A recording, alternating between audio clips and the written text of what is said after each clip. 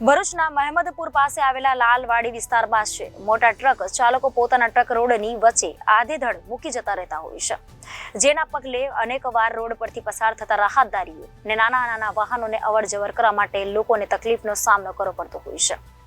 ત્યારે અનેકવાર સ્થાનિક રહેવાસીઓને આ લોકો સાથે માથાકૂટ કરવાનો વારો પણ આવતો હોય છે। થોડા સમય પહેલા આજ વિસ્તારમાં એક લાકડા ગોડાઉનમાં આગ લાગવા પામી હતી, જેને લઈ આ રોડ પરથી ફાયર બ્રિગેડને અવરજવર કરવી પડે તેમ હતી। ત્યારે પણ આ રોડ પર ટ્રકનો ભરમાર હોય ફાયર બ્રિગેડને અવરજવર માટે તકલીફનો સામનો કરવો પડ્યો હતો।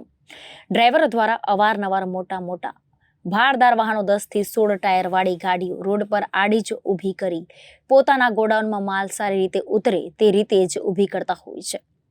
પછી રાહતદારી તેમજ બીજા વાહન ચાલકોનું જે થવાનું હોય તે થાય, તેની કોઈ પણ જાતની ચિંતા આ ગોડાઉન માલિક તેમજ ડ્રાઈવર કરતા નથી। અનેકવાર તો આ વિસ્તારમાં આવતી એમ્બ્યુલન્સને પણ આ રોડ પરથી પસાર થતી હોય તો ગોડાઉનમાં માલ ખાલી થતો હોય તો તે ડ્રાઈવર પોતાનું વાહન સાઈડ પર ન કરી એમ્બ્યુલન્સને બીજા રોડ પરથી કાઢવાનો વારો આવતો હોય છે। આ વિસ્તારના સ્થાનિકો સાથે વાતચીત કરતા તેઓએ જણાવ્યું હતું કે આ રોડ પર અનેકવાર અમારે પણ મુશ્કેલી વેઠવાનો વારો આવતો હોય છે।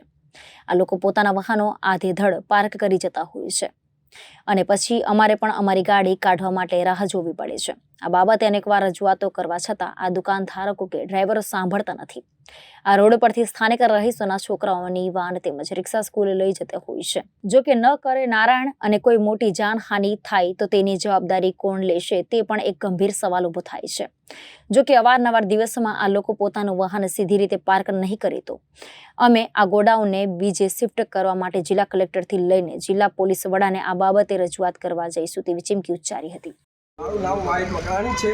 હું સકલ તલાવ ફળિયામાં રહું છું। આજથી જણાવવાનું કે અમારા ફળિયાની સાથે લાલવાડી વિસ્તાર આવેલું છે, રહેઠાણ વિસ્તાર છે।